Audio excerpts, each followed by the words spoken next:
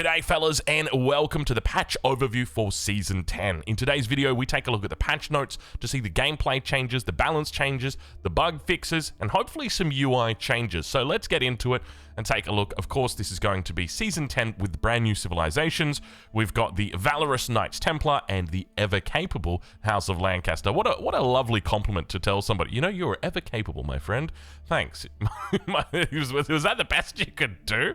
Come off it. Anyway, let's scroll down. Let's get to the meat. Let's get to the potatoes. The DLC Spotlight. Of course, I'll be leaving a link to in the description to where you can find this. So we've already gone over the Knights Templar and the House of Lancaster in quite a lot of detail, so we're not going to be looking at what they've got here. We've got plenty of videos on that, so make sure you go check those out. We've also seen the game mode for historical battles. We've got that, so mainly I just want to get into the patch notes. I just want to see what's the meat, what's the potatoes here. It's time to flex your true strength. Clash of Champions is an opportunity to show your excellence in all forms, whether it be your skills in archery or jousting or horseback. Dominate the competition and display your rewards proudly.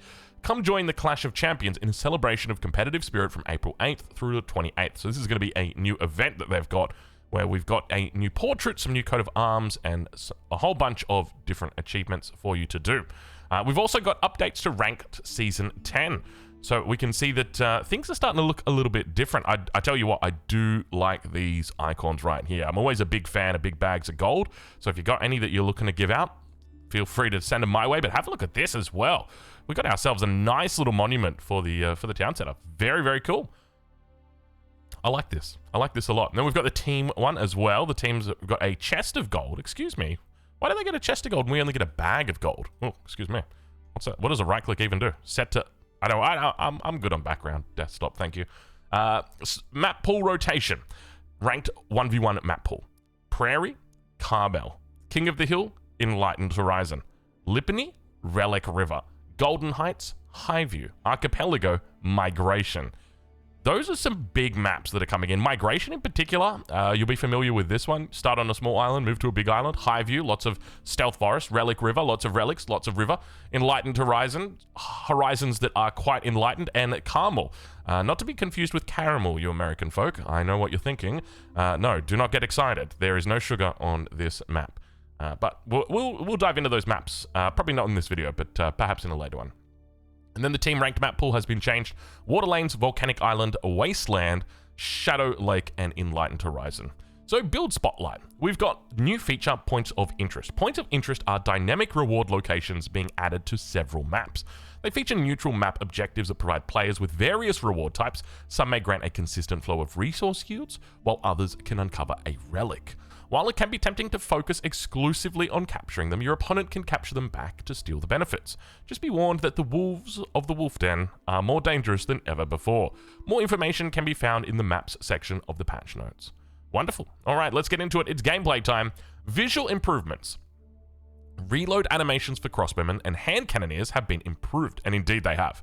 If you caught a look at those on any of the videos that we posted, you would have seen that the new crossbow animation is absolutely amazing.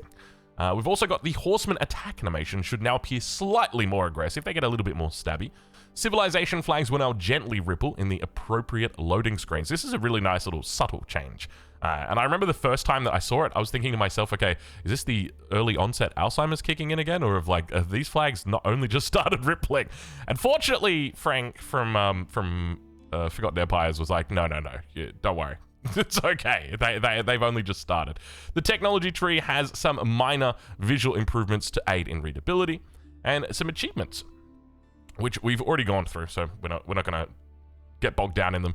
AI updates. AI monarchs will now choose safer paths to shelter when Dominion victory condition is active. AI monarchs will now use the sprint ability when available when Dominion victory condition is active. AI villagers will now correctly repair a damaged town center when Dominion village victory is conditioned. Oh, sorry, I've just woken up. Apologies. AI military units will now flee from monks attempting to convert them. The AI will now be more efficient on naval maps and maps with small amounts of water, correctly focusing on military or gathering behavior as required. Very good changes there to the AI. Proving Grounds, Art of War. The Art of War page has been renamed to Proving Grounds. It now includes historical battles and Art of War missions. Caster mode. Okay. Prepare yourself. Oh, that's decent. That's decent. Okay. Caster mode army value now provides an accurate count of the resources a unit requires to train. They did it. They did it. They did it. Hey, Mum, get the camera. They did it. They said it wasn't possible. They said that they couldn't get the number right, but they did it. We can actually look at the UI now, and it gives us the accurate... That's huge. Unique civilization UI is now properly... It's happening. It's really happening. Ottomans Vizier points. Rus bounty. Abbasid Golden Age. They didn't mention... What about the Ayyubid age up? What about the Ayyubid age up? How do we know if the Ayyubids are aging up? Somebody help me. It's been more than a year now. Sorry. Yeah, the Ayyubid age up also got fixed as well. Yeah, I double checked. Don't worry, that was the first thing I did. I'm like, hold on a minute. Play as the Ayyubids, surrender immediately. Check if the age up went through. It went through. Joan of Arc experience is now also on the UI. They have absolutely overhauled the UI, and I tell you what, I shouldn't use the word overhauled because it's not overhauled. Fixed a bug where Ayyubid House of Wisdom Wings construction progress would not display in caster mode. Wonderful. Fixed a bug where unique Japanese technologies were not tracked in caster mode, and Sultan's Elite Tower Elephants no longer counts 3 units per elephant in caster mode. So, just to talk a little bit about this, so obviously I'm super happy. I'm super excited. They actually fixed this. And there's 2 components of this, right? Like, there's the first part of me that is like, okay, thank you, finally. It has been fixed. We've been asking for these things since the last expansion, right? And if you look at the time right now, it's been almost 18 months. It's a long time that we haven't had any updates to it. We've had bugs out the wazoo, parts of the UI that we just couldn't use, and now finally they've updated them. So for that, I'm thankful. But then the second part of me is just like, okay, well, these are all bug fixes. There's no features that are added here, right? Like there's nothing new here. And if we were to compare this to like Age of Empires 2 and what they've got, then you can immediately draw things in and say, okay, well, that's a cool idea. You know, I'd love to be able to see idle TC time. That would be cool. I'd love to see kill count on units. Wouldn't that be nice? It'd be like, click on a little unit, especially a unit like the Teutonic Knight, which gets bonuses depending on how many units it kills. Wouldn't it be great to click on that unit and be like, hey, it's got 7 kills. That's pretty cool. I like that. Little things like that. So, look, obviously incredibly thankful that we got this after 18 months.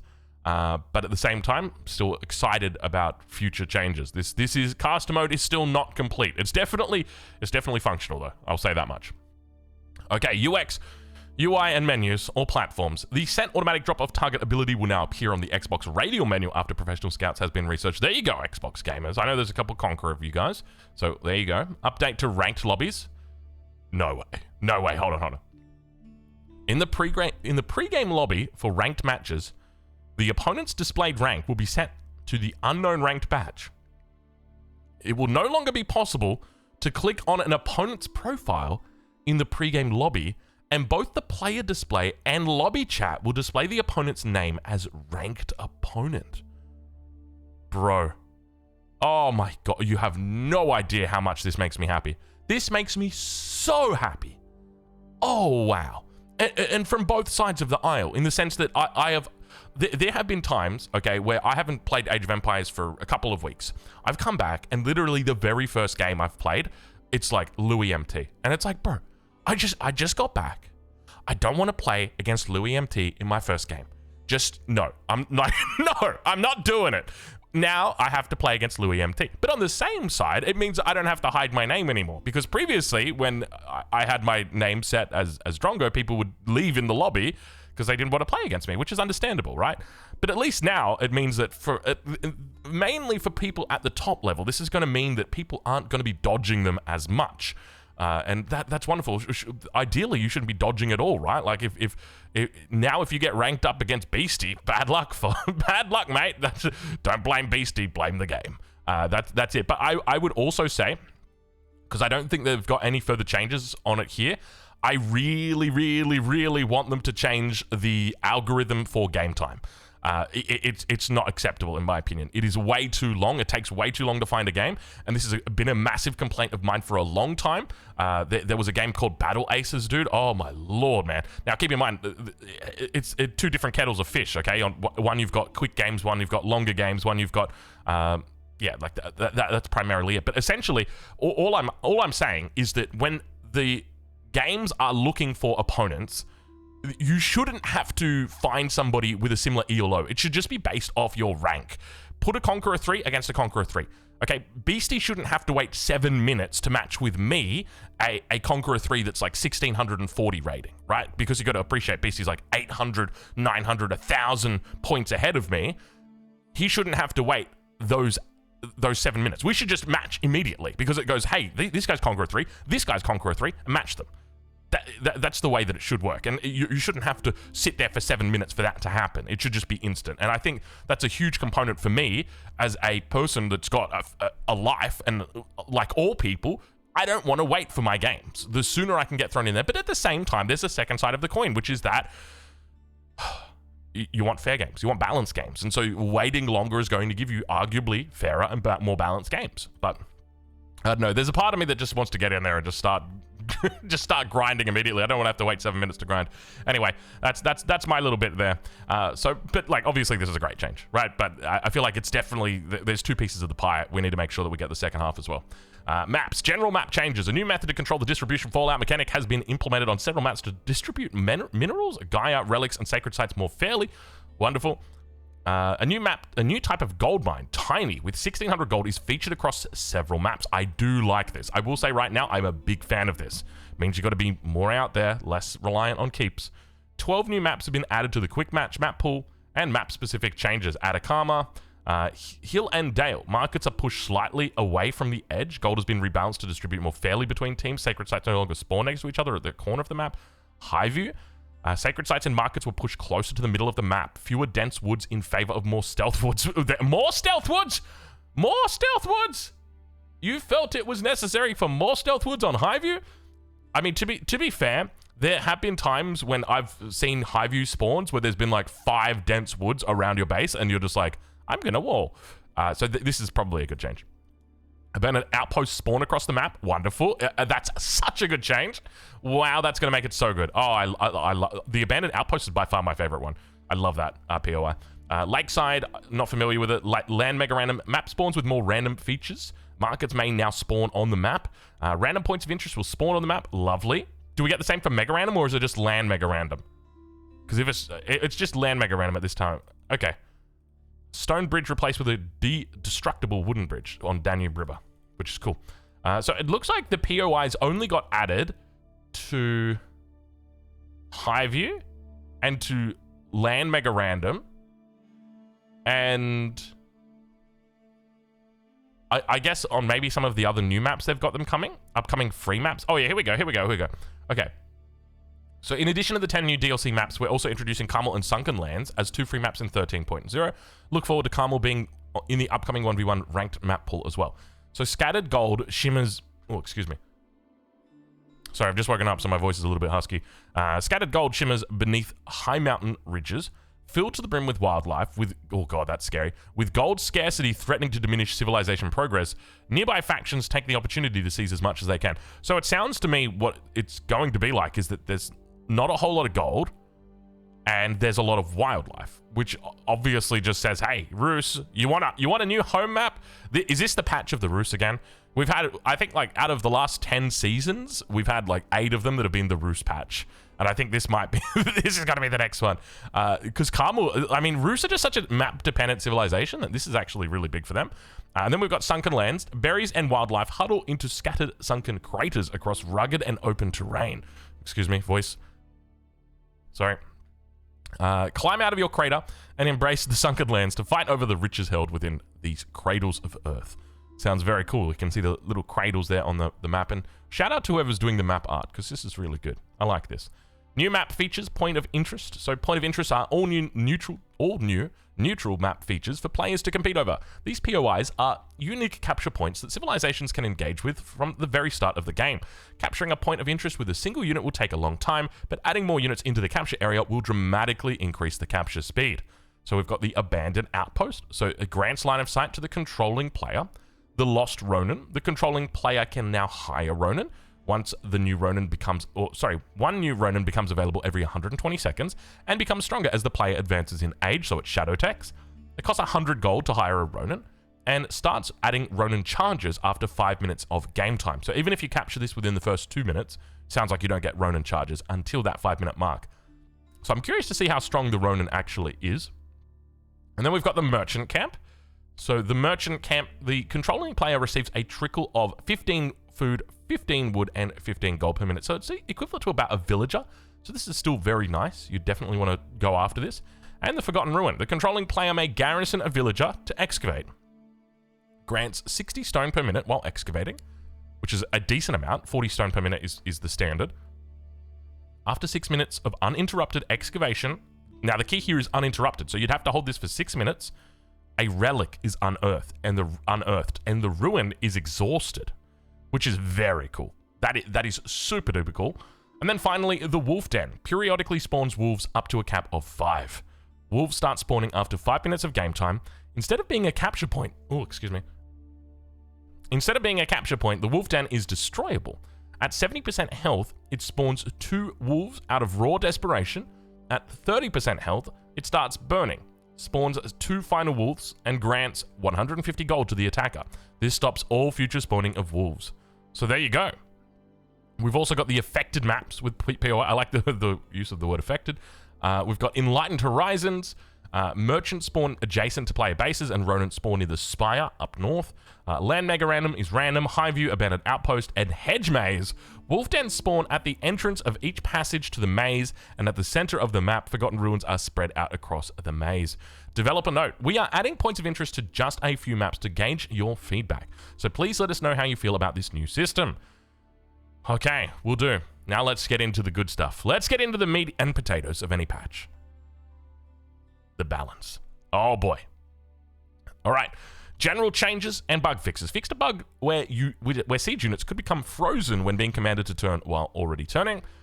Balance and gameplay changes for all civs. Villager repair rate on siege engines reduced by 20%. Get a big clap right there. Big clap. Stonewall tower cost decreased from 300 to 250 stone. Oh, you are entering dangerous territory there, my friend. Are you guys down for some Chinese Barbican Stonewall tower rushes? Yeah? I think the devs are. I think they're very keen for it. Springled. Base damage. They nerfed the Springled. Bonus damage, base damage from 16 to 14, and bonus damage versus melee infantry increased from 10 to 12. So definitely makes a bit more sense, making them a bit more specialized, but impressive. They nerfed the Springled. Professional Scouts. Cost increased from 100 wood, 275 gold to 150 wood and 300 gold. Goodbye, Professional Scouts. I'll see you later. Never again. Movement speed penalty for Scouts carrying carcasses increased from 40% to 55%. Goodbye, Professional Scouts. I didn't say it properly the first time. Now I'm officially saying it. Goodbye, Professional Scouts. Goodbye. They are gone. Town centers can now see into Stealth Forest. Wonderful change. Very good. So I think your main town center could always see into a Stealth Forest. However, additional town centers, like you could put them right on the edge of a stealth forest, and you could literally see nothing. It was very scary. Empire Wars, all civilizations starting economy reduced by approximately 3 villages. Damn. Sad for like the 2 Empire War guys out there still playing like, you know what, the economies are too fast. These games go too quick. Okay, fair enough, Empire Wars guys. Naval update for all civs. Ships will now have access to the following formations: line, column, and staggered. Okay, there you go. Civilization-specific changes. Abbasid Dynasty. The Abbasids now have a Golden Age UI widget above the resource panel. The widget displays the current age and the progress towards the next one. Hovering the widget displays the Golden Age's information, and clicking the widget will select the House of Wisdom. Very nice. Very nice little change. A trader replaced with Trade Caravan. Rides a camel. Has the camel unease aura. Health reduced from 90 to 60. Speed increase from 1 to 1.56. Are you serious? What? That is wild. Resource per minute income reduced by 12% compared to a normal trader. Hold on. When they say resource per minute income reduced by 12% compared to a normal trader, are they also are they including the base speed on that as well? Because if they were, that would kind of make sense, because it's going to be a lot harder to kill at 1.56 movement speed. Because if something goes faster, it's obviously going to generate more resources. But like, have they just made it so that previously when a route was going to take 100 or give you 100 gold, it now gives you 88 gold? Is that what they've done? Because if that's what they've done, then it's still much better to have this. You're talking 56% faster. This is insane. And on top of that, there's a buff that you can get which increases the speed of camels. Does that also increase this? Because if it does, we are gaming. We are Abbasid gaming right now. That's huge. This is to compensate for the increased speed, which increases the flow of gold and the survivability of the trader. Okay, no, so it has to be if... So basically, they've reduced the gold from, like, let's say you were going to get 100. Excuse me. You were going to get 100. Now they've reduced it to what? So if it's 12%, I guess the efficiency is, like, just basically the same, right? Like, minus 12%. So whatever anybody else is. The gold number will be substantially less than what people would see with a normal trader. So just keep that in mind. But there's obviously other buffs that you can get with the Abbasid as well. So, but anyway, the trade is online. We will say that right now. My lovely wife has just come in. She's brought me a coffee. Thank you very much. She's looking at me like, don't talk about me. I'm making coffee. That's her voice. Fix an issue where the passive mass heal ability was always shown for dervishes. And finally, we move on to the Byzantines. But I tell you what, those are great changes. Those are really good changes for the Abbasids. So shout out to the devs. Like, not only do you have new features being added in, but a new design as well for their traders, giving them a little bit more uniqueness, if such a word exists. Byzantine stone wall tower mangonel emplacement damage reduced from 8 to 7. Cistern cost no longer scales depending on the number of cisterns constructed and now cost 125 stone. This is big. This is big, Eddie. This is big. 125 stone. Wow. There was a bug that you could do to actually get it down to 50 stone all the time. I wonder if that's still fixed. Probably not. Well, it probably doesn't matter because it's always going to be 125 stone now. Interesting change. So it means that your... So previously it was what? 50, 100, 150. So overall that would be a nerf to early games Byzantine. Oil cost of all mercenaries available from neutral trade posts have been reduced. Interesting. 400 to 360, 480 to 440. So it looks like about 10% across the board. Okay. So no real changes to the Byzantine other than this one, which is, I would say, I mean, it's weird because it's definitely a nerf to early game Byzantines, which is just a nerf, okay? But it's also a buff to the mid-game Byzantines, but it's not so much, right? Like, it's still nice, though. I guess the issue is that once you start getting up to those really high number of cisterns, it can be very prohibitive to add in more cisterns. So this is definitely a decent change. I like this change, even if it means it hurts the early game. Chinese. All right, let's take a look. Nest of bees. Health reduced from 130 to 120. Number of projectiles reduced from 8 to 7. Projectiles granted from additional barrels. Technology increased from 2 to 3. And Great Wall Gatehouse, now adorned with 2 in-place Nest of bees instead of its default weapon. Okay, so basically, we've got a nerf for the Nest of bees in Castle, but at the same time, they do what they were doing previously in Imperial Age. So don't look at this as a buff. They're basically just giving it back what it's had. So it's going to be weaker in Castle, and it was already weak in Imperial. So, I mean, to be honest, these are like appropriate nerfs, so I don't see any issue with this. And Great Wall Gatehouse, so it's now basically getting rid of the weapon that it had before and then giving it to Nest of Bees means it's now affected by these changes. It means it's also affected by things like additional barrels. And any way you can get this kind of synergy with the civilization, I think is a good thing. You want to try and implement this as much as possible. I do wonder, though, if there is any aesthetic difference now to the Great Wall Gatehouse, so we'll have to go check that out once the patch starts. Next up, we've got the Delhi Sultanate. Okay, changes to the fishing boat. Base damage reduced from 6 to 4. Now does +1 bonus damage versus ships. And damage now increases per age. That's a decent amount of damage, actually. That's not too bad. Once you, and keep in mind, if you've got 30 or 40 of these, you could start one-shotting things. This is cool. I like it. That's the only change the Delhi Sultanate got, though. Okay, fair enough. Next up, the Holy Roman Empire. New unit in Imperial Age, the Black Rider, 150 food, 150 gold.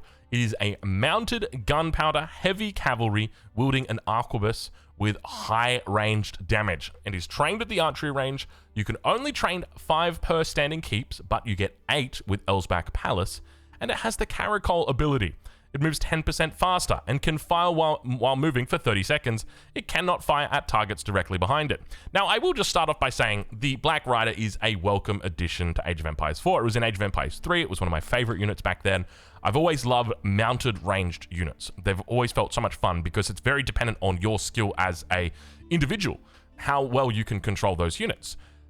However, I will just say right now that the Caracol ability, it's currently bugged.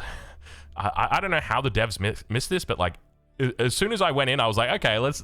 It says cannot fire at targets directly behind. All right, let's see. Nah, you can. So the trick with this is very simple. So basically, you get all your Black Riders, you attack move the units, and there's going to be like a short little delay. Like if you imagine like a hand cannoneer, it's the exact same sort of thing, right? So you can just animation cancel them. So you basically attack move, they get a lock on, and then you run away, and then while they're running away, they shoot behind. They do a whole flip, and boo! And you can just do that infinitely, and it's wonderful. It feels so incredible using this unit. I will say right now, I think that this unit is going to be absolutely amazing. But I will just say that I think this is going to definitely bring a different style of Holy Roman Empire to Age of Empires 4, because I think, so you're definitely going to want to go to the Elsbach Palace, right? You go to the Elsbach Palace, that's going to give you immediately 8 that you can build. You've obviously got to pay for those, but it means that any additional keep now is 8 as well. I don't know if does it mention that? Yeah, keeps support 8 Black Riders instead of 5. Okay, cool.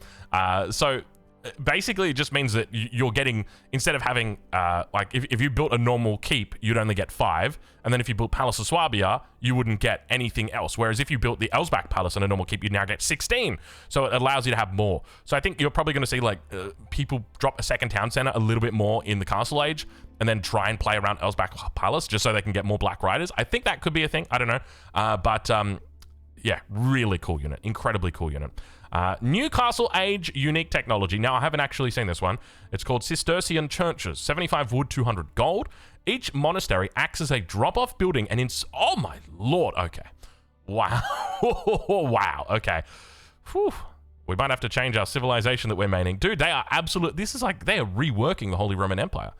Each monastery acts as a drop-off building and inspires villagers in an area in an area when a prelate garrisons inside. The radius is smaller than the Archon. Prelates can be trained directly into hold like Delhi scholars, and works on the Regnitz Cathedral. That's awesome, bro. Is this Castle Age? I think this has got to be Castle Age, right? With the price that this is, honestly, with the price this is, don't be surprised if this is Feudal Age. Oh no, Newcastle. I'm sorry. Yeah, don't worry. I'll get there. Burgrave gives infantry 50% increased charge damage now. Palace of Swabia discount reduced from 20% to 10%.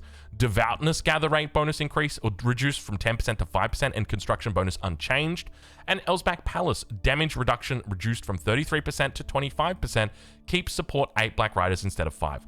So overall, with the Holy Roman Empire change, I love this. I love this so much. This is exactly what they need to be doing with the older civs, just to keep them interesting and to keep them and to differentiate them. Because look, there's a part of me, and I just want you guys to appreciate this. I come from an Age of Empires 3 background where things are asymmetric. They're not the same. Compare that to Age of Empires 2, where you've got an identical civilization and you just pretty much, reskin the keep, give it a new unique unit, and take away the mangonel. And that's pretty much it, right? Like, that when I say take away the mangonel, I'm referring to the fact that it's like some civs can build some things and some civs just can't. And that's the difference between them. Whereas, like, here you've got completely unique techs and unique units that are just being added in. And I love this. It really differentiates the civs, and it makes people feel more... I don't want to say the word affectionate about it, but they feel more attached to that civilization because it's so much more different. And that's part of the reason why I spent so long playing as the Chinese initially, because I think they're so different from all the other civilizations. So I really, really like this change. Hats off to the devs. They are doing an incredible job when it comes to this kind of stuff. All right, Japanese. Fixed a bug where the Yorishiro would not increase stock production speed, and fixed a bug causing stone wall towers to take longer to construct than other civilizations. There we go. Mongols. Scouting Falcon no longer telepathically blocks charge attacks. Yeah, that was a thing. Good that they've fixed that one up. Fixed an issue with Mongols, improved elite army tactics, not reflecting the intended effect. So I think what they're talking about here is how if you could get the improved elite army tactics, and it would give you the armor, and then you could get the normal elite army tactics, and it would give you the health. So basically, you could get like double stacked Mongol infantry, and it was kind of wild. So yeah, good to see that they've fixed that up. Ottomans, Stonewall Towers are now correctly discounted after researching the extensive fortifications upgrade. And the Rus. Bounty requirements. Tier 2 bounty requirement has been increased from 250 gold to 400. Wonderful. Great changes. Honestly, really good changes. The Rus are still incredible. Don't worry, guys. Rus enjoyers out there are still going to be fine.